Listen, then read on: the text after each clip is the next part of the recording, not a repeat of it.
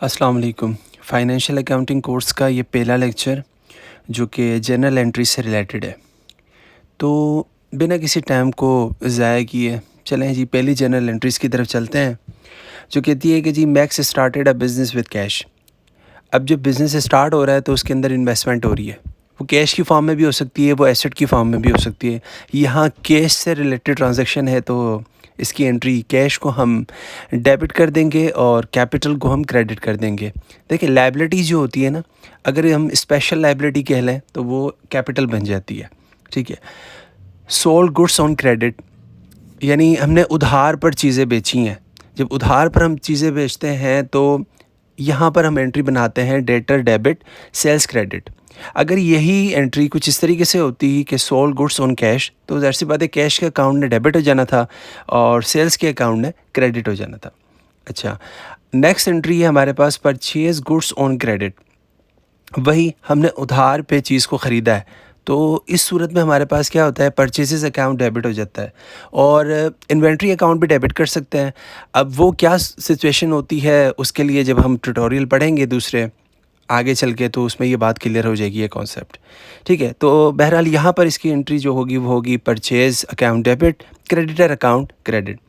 अच्छा जी, अगर विड्रॉ किया जा रहा है पर्सनल यूज़ के लिए बिज़नेस से कैश को, ठीक है, दो ही चीज़ें मोस्टली विड्रॉ हो रही होती हैं और यही ट्रांजैक्शन सामने आ रही होती हैं कोर्सेज़ में। एक होता है कि कैश का विड्रॉ हो जाना और दूसरा होता है कि जी गुड्स का विड्रॉ हो जाना। जब कैश का या गुड्स का विड्रॉ होगा तो दोनों सूरतों में जो डेबिट की एंट्री होगी ना, वो ड्राइंग से ही होगी। जबकि अगर कैश विड्रॉ हो रहा है तो उसका असर जाएगा कैपिटल के अकाउंट पर, और अगर गुड्स विड्रॉ हो रही हैं तो उसका असर जाएगा इन्वेंट्री के अकाउंट पर। ठीक है। अच्छा जी, उसके बाद एंट्री आ रही है हमारे पास कि purchases plant and machinery in cash, और उससे आगे जो एंट्री है वो है इन क्रेडिट की। अच्छा, अगर आपके पास कैश में अगर आप प्लांट एंड मशीनरी को परचेज़ कर रहे हैं तो उस सूरत में आपके पास क्या होता है कि प्लांट एंड मशीनरी अकाउंट के लें या फिर एसेट अकाउंट के लें, उसको आप डेबिट कर देते हैं। और बाज़ औक़ात क्या होता है कि जो काफ़ी ऑर्गेनाइजेशंस होती हैं जिसके अंदर पीपी अकाउंट जो होता है उसी को डेबिट कर दिया जाता है और उसके अगेंस्ट जो कैश या फिर क्रेडिटर की एंट्री, अगर आपने कैश पे ख़रीदा है तो कैश, और अगर आपने क्रेडिट पे ख़रीदा है तो क्रेडिटर की एंट्री हो जाती है। अच्छा जी, अब प्लांट की बात हो गई तो प्लांट से रिलेटेड ये होता है कि डेप्रिसिएशन भी होती है। तो अब डेप्रिसिएशन के लिए भी हमारे पास दो तरीक़ेकार होते हैं। या तो आप डेप्रिसिएशन एक्सपेंस अकाउंट को डेबिट करके एसेट के अकाउंट को क्या कर दें, क्रेडिट कर दें। ठीक है। इस सूरत में हम क्या करते हैं कि एसेट को हम बुक वैल्यू पे रख रहे होते हैं, यानी हम उसको कॉस्ट पर मैयर नहीं कर रहे होते, यानी कॉस्ट पर अपनी बुक्स में शो नहीं करा रहे होते। अच्छा, दूसरी एंट्री क्या होती है कि जिसमें हम डेप्रिसिएशन एक्सपेंस के अकाउंट को तो डेबिट कर रहे होते हैं लेकिन एक्यूमुलेटेड डेप्रिसिएशन अकाउंट को क्रेडिट कर रहे होते हैं। यानी ये वो सिचुएशन होती है कि जब एसेट को रखा जाता है कॉस्ट पर, बुक्स में शो किया जा रहा होता है। अच्छा, अब अगली एंट्री की तरफ जा रहे हैं तो एक नया कॉन्सेप्ट जिसको हम अलहदा से भी सीखेंगे, जो बैड डेट्स का कॉन्सेप्ट होता है। अच्छा, एंट्री भी यही है कि debtor become insolvent and business is unable to recover. अच्छा, इंसॉल्वेंट का जो टर्म है, ग्लॉसरी की जो सीरीज़ होगी उस पे बात होगी, उसमें डिस्कस किया जाएगा कि इंसॉल्वेंट क्या होता है, बैंकक्रप्ट क्या होता है। ठीक है, तो इसके लिए हमारे पास क्या होगा, एक एंट्री बनाई जाएगी जिसको हम बैड डेट्स डेबिट कहेंगे और डेटर्स क्रेडिट कर देंगे, क्योंकि डेटर्स हमारे पास एक फॉर्म ऑफ एसेट होता है। जब वो इंक्रीज़ हो रहा होता है तो हम उसको डेबिट करते हैं, और जब एसेट हमारे पास डिक्रीज़ हो रहा होता है तो हम उसको क्रेडिट कर देते हैं। ठीक है जी, उसके बाद आता है कि गुड्स को हमने डिस्ट्रीब्यूट किया है एज अ फ्री सैम्पल। ठीक है, फ्री सैम्पल कर रहे हैं तो मतलब हम प्रमोशन कर रहे हैं, एडवर्टाइजमेंट कर रहे हैं, ठीक है ना, फ्री ऑफ कॉस्ट हम दे रहे हैं, तो इसको हम कहते हैं कि एडवर्टाइजमेंट एक्सपेंस अकाउंट डेबिट हो जाता है और इन्वेंट्री का अकाउंट क्रेडिट हो जाता है। ठीक है, उसके बाद होता है गुड्स रिटर्न फ्रॉम सप्लायर्स, जिससे हम चीज़ें ख़रीदी हैं उसको हमने चीज़ें वापस कर दी हैं। काफ़ी रीज़न हो सकते हैं, आउटडेटेड हो सकती है, डिफेक्टिव हो सकती है, ठीक है ना, डैमेजेस हो सकती हैं, एज़ पर डिमांड नहीं पूरी हो सकी। ठीक है, तो इसकी काफ़ी सारी सिचुएशंस होती हैं कि जब हम डे बुक्स बना रहे होंगे तो उसमें इसको तफसील से डिस्कस कर लेंगे। तो इसकी एंट्री जो होती है वो क्रेडिटर अकाउंट जो होता है आपके पास डेबिट हो जाता है और परचेजेस रिटर्न अकाउंट जो होता है वो क्रेडिट हो जाता है। इसी तरीके से हमारे जो कस्टमर्स हैं उनको हमारा प्रोडक्ट अगर पसंद नहीं आता, उसकी भी काफ़ी सूरतें होती हैं, वो डिस्कस कर लेंगे डे बुक्स में, तो वो हमें चीज़ें वापस कर देते हैं। उस सूरत में हम सेल्स रिटर्न अकाउंट डेबिट कर देते हैं और क्रेडिट करते हैं हम अपने डेटर्स के अकाउंट को। उसके बाद होता है कि जी डिस्काउंट रिसीव फ्रॉम सप्लायर। देखिए ना, एंट्रीज़ भी तरतीब से चलती आ रही हैं, ठीक है। अब चूँकि हमने लेन देन की बात की थी तो इससे मुतालिक हमने चीज़ को वापस भी किया। अब उससे ही हम क्या कर रहे हैं कि अगर उसमें हमारे पास कोई डिस्काउंट रिसीव हुआ है हमें सप्लायर से, तो हम उसकी एंट्री किस तरीके से कर रहे हैं, ठीक है।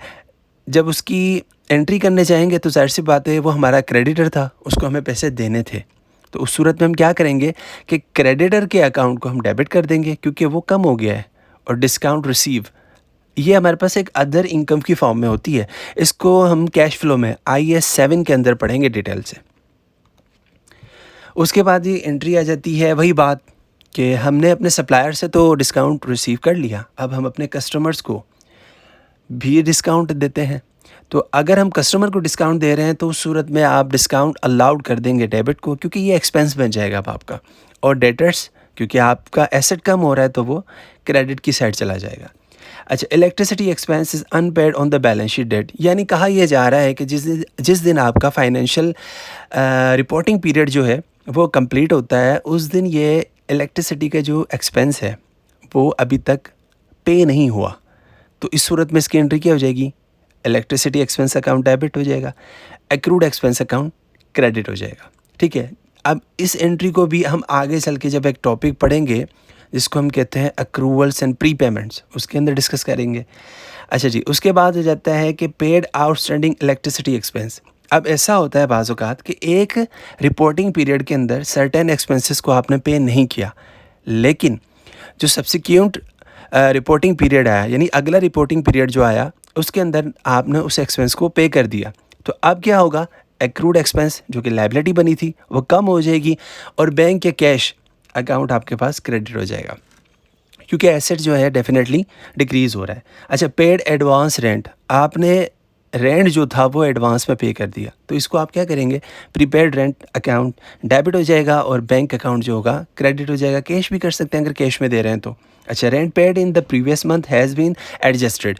अच्छा देखें, एक्सपेंस क्या था, वो आउटस्टैंडिंग था, उसको आपने पेड कर दिया।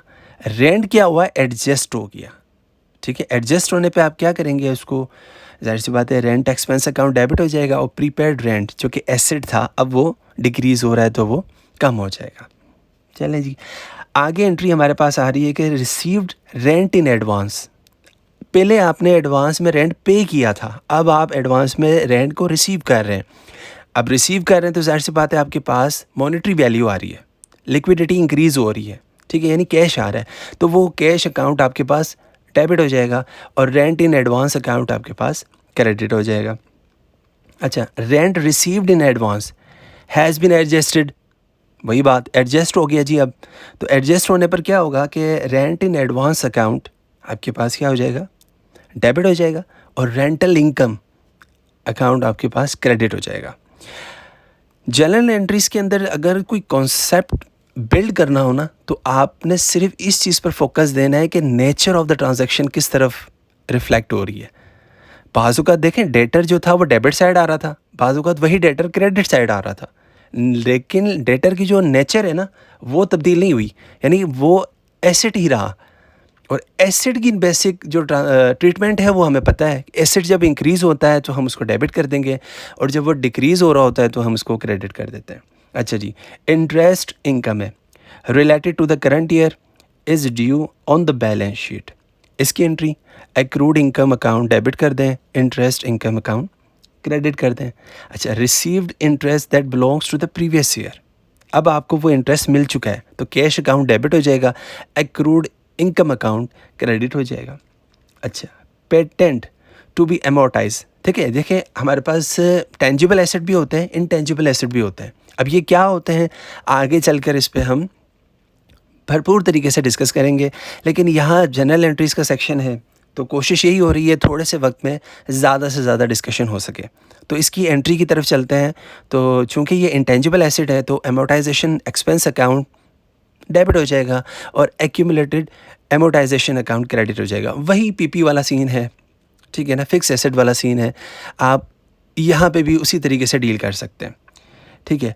उसके बाद दोबारा कि जिस तरीके से हमने करा था कि या डेप्रिसिएशन को डेबिट कर दें या एसेट अकाउंट क्रेडिट कर दें या एक्यूमुलेटेड डेप्रिसिएशन अकाउंट क्रेडिट कर दें, तो यहाँ पर दूसरी एंट्रीज़ के अंदर हम यही सीख रहे हैं कि यहाँ हम इंटेंजिबल एसेट को क्रेडिट कर रहे हैं।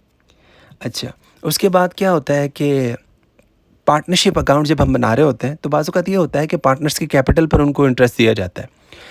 वैसे तो ये ज़रूरी नहीं होता, अगर पार्टनरशिप डीड के अंदर ये मेंशन हुआ हो तो उस सूरत में हम उनको देते हैं, और इस पे भी बात हम आगे चल के कर लेंगे जब पार्टनरशिप के अकाउंट को बनाएंगे। तो इसकी एंट्री क्या होती है, interest on the capital account debit हो जाता है और पार्टनर्स कैपिटल अकाउंट क्रेडिट हो जाता है। जैसे कि हमने शुरू में ट्रांजैक्शन देखी थी ना, कैपिटल अकाउंट बढ़ रहा था तो वो कैपिटल अकाउंट बढ़ता है। अच्छा, फिर क्या होता है कि हम इसको प्रॉफिट और लॉस एप्रोप्रिएशन अकाउंट, ये क्या होता है इसको भी आगे डिस्कस कर लेंगे। फिर हम उसको वहाँ ट्रांसफ़र कर रहे हैं तो उसकी ट्रांसफ़र की एंट्री बिल्कुल सिंपल है कि profit and loss appropriation account आप डेबिट कर देते हैं और इंटरेस्ट ऑन कैपिटल अकाउंट को आप क्रेडिट कर देते हैं। अच्छा जी, लास्ट टू एंट्रीज़। तो पहली एंट्री इसमें यह है कि चार्जेस किया है हमने interest on the partners drawing, ठीक है ना। अब जब पार्टनर्स कोई पैसा पार्टनरशिप फंड में से ले रहा होता है, वो ड्राइंग कर रहा है, अब उस ड्राइंग पर वो इंटरेस्ट पे करता है, तो क्या है कि ड्राइंग अकाउंट डेबिट हो जाती है, इंटरेस्ट ऑन ड्राइंग यानी ये लायबिलिटी है, क्या हो जाएगी, अब उसकी क्रेडिट हो जाएगी। अच्छा, interest on drawing transfer to P&L appropriation, मतलब जाहिर सी बात है अब जब वो पे कर देगा तो इस हिसाब से उसकी इंटरेस्ट ऑन ड्राइंग जो लायबिलिटी है वो डिक्रीज़ हो गई, profit and loss appropriation account credit हो जाएगा। ये थी कुछ जनरल एंट्रीज़। अच्छा जी, यहाँ पर एक बात क्लियर कर दी जाए कि ये जनरल एंट्रीज़ का सिलसिला यहाँ पर ख़त्म नहीं होगा, इसकी एक अलहदा से प्लेलिस्ट होगी। इनसे हटकर ये एंट्रीज़ जो यहाँ पर क्लियर आउट हो गई, जिनका कॉन्सेप्ट डिस्कस कर चुके हैं, इसके अलावा हम बहुत सी ट्रांजैक्शन जो स्टेटमेंट बनाते वक्त पढ़ रहे होंगे, उससे रिलेटेड कोई भी एंट्री आ जाएगी या कॉन्सेप्ट के दरमियान कोई ट्रांजैक्शन होगी, वहाँ पर कोई नई एंट्री होगी, तो उससे रिलेटेड एक सीरीज़ चलेगी जिसको हम जनरल एंट्रीज़ का नाम देंगे, और जिस टॉपिक्स के अंदर उसको डिस्कस किया जा रहा होगा उससे रिलेटेड वहाँ पर एक अलहदा से शॉर्ट वीडियो बना दी जाएगी, ठीक है। हमारे साथ जुड़े रहिए, इसी तरीके की और फाइनेंशियल कोर्सेज से रिलेटेड जो वीडियोज़ हैं इंशाल्लाह अपलोड होती रहेंगी। अपना बहुत ख्याल रखिएगा और ग्लोबल अकाउंटेंसी को फॉलो एंड सब्सक्राइब कर दें और शेयर करें जितना ज़्यादा हो सके। अस्सलाम वालेकुम।